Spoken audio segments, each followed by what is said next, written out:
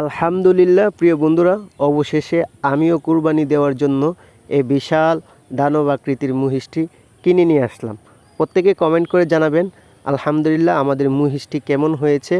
এবং এই মহিষটি যখন আমি প্রথমবার দেখি তখনই আমার পছন্দ হয়ে যায় এবং যে মহিষ বিক্রেতা ওনার সাথে আলোচনার মাধ্যমে 2,70,000 টাকা দিয়ে এই মহিষটি আমরা ক্রয় করেছি এবং মহিষটি আমাদের খুব পছন্দ হয়েছে। মাশাআল্লাহ, দেখতে পাচ্ছেন মহিষটি খুব লক্ষ্মী, সে আমার সাথে খুব সুন্দর করে হাঁটতেছে।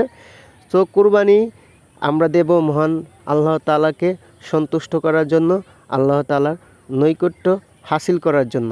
আমরা অনেকে আছি কুরবানি দেখানোর জন্য দিই, লোক দেখানোর জন্য দিই।